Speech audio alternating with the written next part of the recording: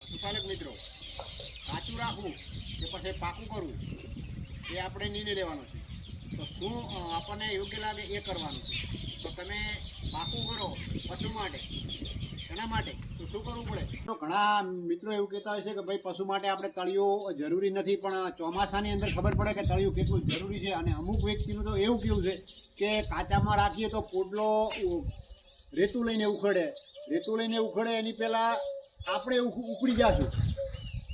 સમજાય છે ને? પાકું કરવા માટે આવું ફોલ્ડિંગ કરવું પથ્થરવાળું, જેથી કરીને ભવિષ્યમાં આપણને કદાચ એમ લાગે કે પાકું બરોબર નહીં લાગતું તો એને આપણે ઉખડી શકીએ અને બીજી જગ્યાએ ઉપયોગ કરી શકીએ. અથવા તો આપણે ના કરી શકીએ તો આપણી જે પાછળની પેઢી છે એને થોડો 50% ઉપયોગ આવે. નહીંતર અમુક તો આરસીસી ભરી નાખે છે, ગમે કરે તો પણ તળિયું કરે તો પણ એ ભવિષ્યમાં કોઈ દિવસ કોઈ કામ આવતું નથી, કોઈ પેઢીને પણ કામ આવતું નથી, શરેડામાં પણ લોકો નાખવા દેતા નથી. તો પાકું કરવું જરૂરી છે. આપણી જે પાછળની પેઢી છે તે પણ એનો યુઝ કરી શકે. જેની પાસે સગવડ છે એ વ્યક્તિ તો તળિયું કરી શકે છે, કારણ કે સગવડ નથી તો ના કરી શકે. 2 નંબરની વાત છે. નહીંતર આવા ચોમાસાની અંદર સતત 4 થી 5 દિવસ વરસાદ પડે અને આ કાચી જમીનની અંદર જે કીચડ થાય ગાળો, અને એની અંદર જે પશુના પગરે અને પગની અંદર જે ખરિયાની અંદર જે રોગ પેદા થાય છે, પછી કહે ને કે આપણે ખરવા થયો, ગમે તે રોગ પેદા થાય ને જીવાત પડે.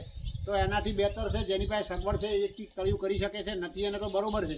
બાકી અને તળિયું ના હોય એ વ્યક્તિને પણ થોડુંક આ કાચી જમીન થોડીક વ્યવસ્થિત રાખવી, બિલકુલ કીચડ ના રાખવું, જેથી કરીને પશુ શાંતિથી રહી શકે. આપણે ખુદ ગારામાં જઈએ છીએ તો આપણા પગામાં પણ ગારો ઉઠે છે, એ આપણને ખબર છે. તો એવી રીતના પશુને પણ થાય, જીવડા પડે ને પછી ખર્ચો થાય. એનાથી વધારે એની આપણે દેખરેખ રાખવી આપણી ફરજમાં આવે.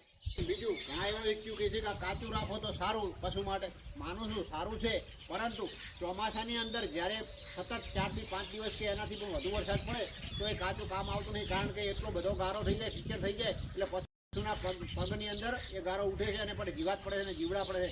એ જીવડા પડે એટલે પશુ બીમાર પડે છે અને પછી આપણે દવાખાનામાં પૈસા ભાગતા મરી જઈએ.